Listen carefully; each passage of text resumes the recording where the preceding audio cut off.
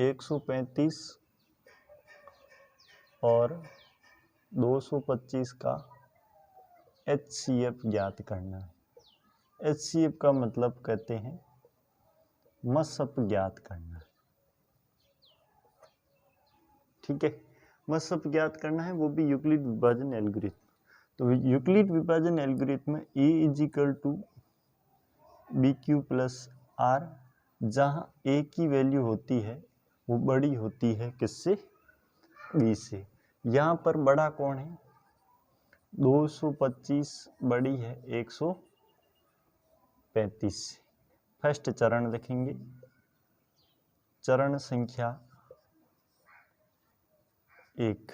यहाँ पर जब तक R का मान 0 नहीं आ जाए, R = 0 जब तक न आ जाए तब तक इसी प्रकार इन चरणों को बढ़ाएंगे। किस प्रकार देखें इधर, A बड़ा होना चाहिए B से, मतलब A की वैल्यू कौन सी होगी? जो बड़ी होगी, 225 बराबर B छोटा वाला होगा।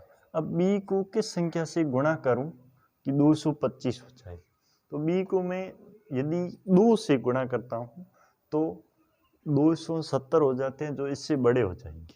इसलिए मैं अब B को किससे गुणा करूंगा? 1 से गुणा करूंगा। जब 135 का 1 से गुणा करूंगा, 225 आ नहीं रहे, तो इसमें अपने को 225 लाने के लिए क्या करना पड़ेगा? इसके साथ कुछ संख्या जोड़नी पड़ेगी। क्या जोड़ूंगा मैं? 90 जोड़ूंगा। अब यहाँ पर क्या प्राप्त नहीं हुआ? हमारे को R का मान 0 प्राप्त नहीं हुआ, मतलब जो 90 है वो 0 के बराबर नहीं है। तो हम क्या करेंगे? चरण दूसरा लिखेंगे, चरण संख्या 2। इसमें क्या करेंगे? इसमें 135 को A मानेंगे, B की वैल्यू 90 रहेगी, और 90 को किससे गुणा करूं? 135 हो। तो देखो 90 को मैं 2 से गुणा करता हूं तो 180 होता है, इसलिए 90 को मैं 2 से गुणा नहीं करूंगा। किससे गुणा करूंगा? 1 से। अब 1 से गुणा किया तो 135 के बराबर नहीं हो रहा है, तो इसके साथ कितने जोड़ूं? इसके साथ में 45 जोड़ूं तो ये किसके बराबर हो जाएगा? 135 के। देखो यहाँ पर भी हमारे को R की वैल्यू क्या प्राप्त नहीं हो रही है? 0 प्राप्त नहीं हो रही है, मतलब जो 45 है ये 0 के बराबर नहीं है। जब तक R की वैल्यू 0 नहीं आती तब तक हम इसको रुकने नहीं देंगे। क्या लिखेंगे? चरण 3। तीसरे चरण में देखो, ये A की वैल्यू, ये B की वैल्यू, 90 बराबर 45। 45 को किससे गुणा करूं कि 90 के बराबर हो जाए? तो 2 से गुणा किया, ये किसके बराबर हो गया? 90 के बराबर, प्लस में क्या आ गया? 0। यहाँ पर R की वैल्यू 0 आ गई। इसका मतलब अब इस यूक्लिड विभाजन एल्गोरिथम का प्रयोग हम यहीं तक करेंगे, और यहाँ पर हमारे को 135 और 225 का HCF है, जो HCF ऑफ 135 और 225 वो क्या आ जाएगा? B की वैल्यू कितनी है? 45। तो ये हमारा HCF होगा, वो होगा 45। सेकंड इक्वेशन हमारे पास 196 और 38,220 का HCF ज्ञात करना है। इसमें भी अपन विभाजन एल्गोरिथम लगाएंगे यूक्लिड वाली। A = BQ + R। ठीक है, R की वैल्यू जब तक 0 ना जाए तब तक हम इस प्रक्रिया को चालू रखेंगे। लिखेंगे चरण नंबर 1, चरण संख्या 1। हमारे को ध्यान है कि A की वैल्यू होती है वो B से बड़ी होती है। यहाँ पर बड़ा कौन? 38,220 बड़ा है 196 से, तो A की वैल्यू होगी, वो होगी 38,220 बराबर B होगा, वो होगा 196। अब 196 का किससे गुणा किया जाए कि 38,220 आ जाए? तो ऐसी संख्या केवल एंड केवल क्या होगी? 195, और इसके साथ और कुछ नहीं जोड़ना है, क्योंकि 196 का 195 से गुणा करने पर आंसर आएगा, वो आएगा 38,220।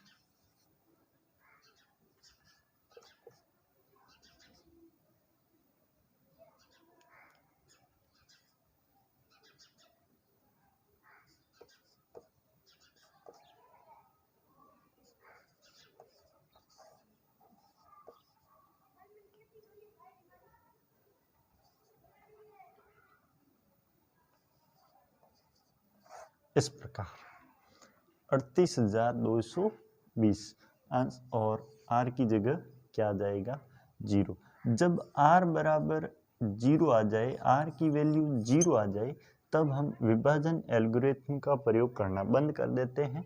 उस समय हमारा जो b का मान होता है वही HCF होता है। तो हम लिखेंगे HCF ऑफ 38,220 एंड 196 क्या हो जाएगा 196। ये हमारा आंसर होगा। नेक्स्ट है 867 और 255 के बीच हमारे को विभाजन एल्गोरिथम का प्रयोग करके HCF ज्ञात करना है।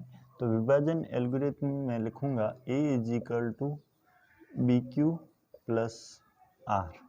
R का मान 0 न आने तक हम इस प्रक्रिया को लागू रखेंगे। लिखूंगा चरण संख्या 1। यहाँ पर हमारे को ये ज्ञात होना चाहिए कि A की वैल्यू बड़ी होती है किससे 20 से। इधर बड़ा कौन है 867 बड़ा है किससे बड़ा है 255 से। तो A की वैल्यू ये होगी और B की वैल्यू 255 होगी।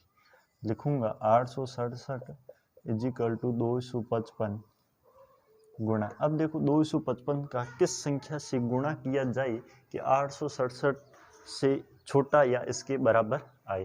तो मैं 200 है, 200 का 3 से गुणा करूंगा 600 आएगा, और 200 का 4 से गुणा करूंगा तो 800 आएगा। फिर 55 का 4 से होगा तो 800 से ये बहुत ऊपर चला जाएगा। इसलिए क्या करेंगे, इसको गुणा करेंगे 3 से। 255 का 3 से गुणा करेंगे, 255 का 3 से इस प्रकार गुणा करेंगे 765 आएगा।